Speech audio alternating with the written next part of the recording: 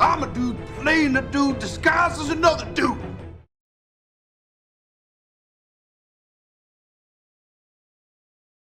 Hello collectors, and welcome to the Discount Action Figure Dude. I am your host, Christopher, and we have finally come to the end of our Build-A-Figure figure journey, where we had a box full of figures that had Build-A-Figure pieces attached to them, and we have finally opened them all, so we now have enough Build-A-Figure pieces to start building some Build-A-Figures, and it all ends with Warrior Gamora from the What If Season 2.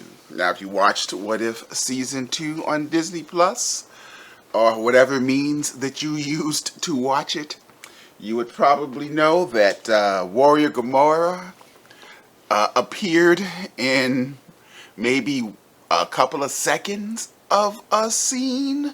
Now, Gamora herself appeared, but not this version of Warrior Gamora, but really, what does it matter? We are here to cut her open. And here goes Warrior Gamora out of the box. And I will say that at least just looking at her right now, she looks pretty darn good. She comes with, I guess, if you want to call this an accessory, the Thanos double axe. I bet you this has a real name, which I don't know what it is. And of course, the arm and a fist for a Hydra Stomper, which we will put into our bag of Build-A-Figure parts. And we can finally get to building some Build-A-Figures. But first, let's say we take a look at Warrior Gamora.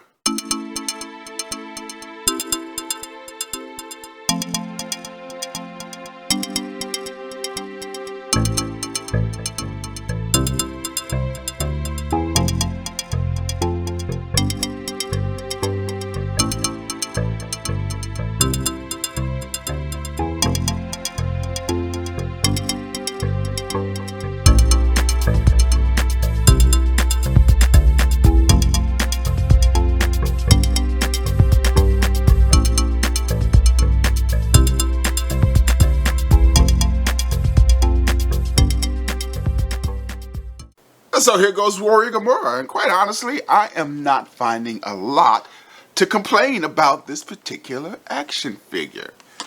I mean, she looks like she might be a little tall. Again, I'm not quite sure how the whole Warrior Gamora works as opposed to regular Gamora. They certainly didn't get into any of that in the series. You know, why she even has the Thanos armor or the Thanos double axe. But you know what? It's not her fault that they chose not to give her an origin story, but we did get a pretty good looking figure here. Even though she does look a little bit sleepy, it looks like that right eye is a little lazy. She got a little bit of lazy eye.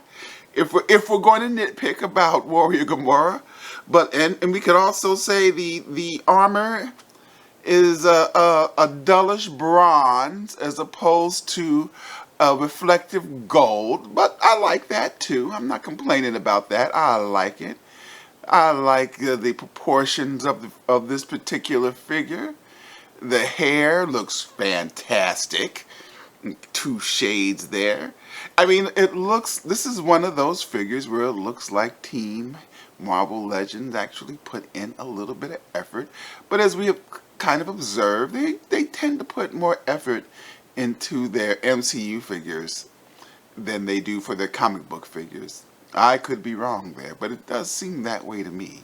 And also, if they wanted to give her, you know, a pair of fists to go along with anything, because, you know, Warrior Gamora looks like she'd be punching somebody, most certainly, but they didn't.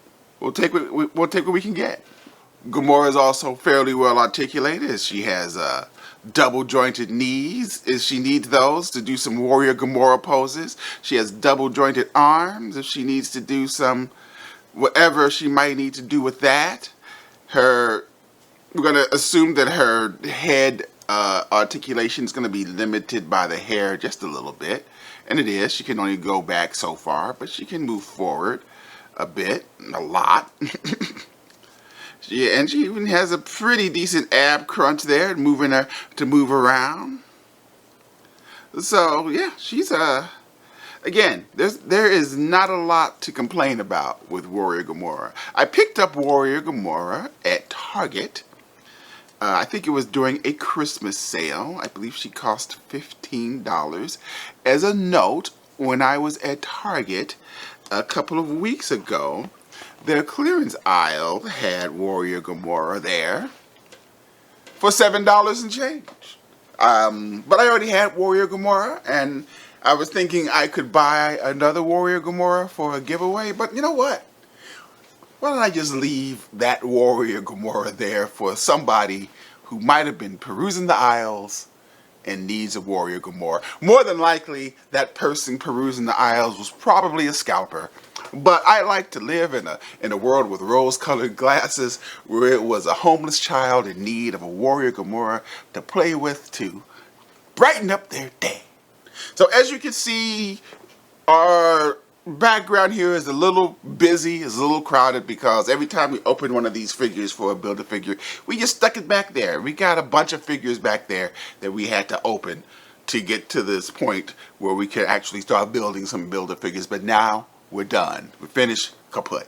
We can start building Build-A-Figures. But back to Warrior Gamora. What kind of value do we give Warrior Gamora here? Well, she's a fantastic looking action figure, and she can do a lot of action figure things. There's absolutely nothing wrong with this figure.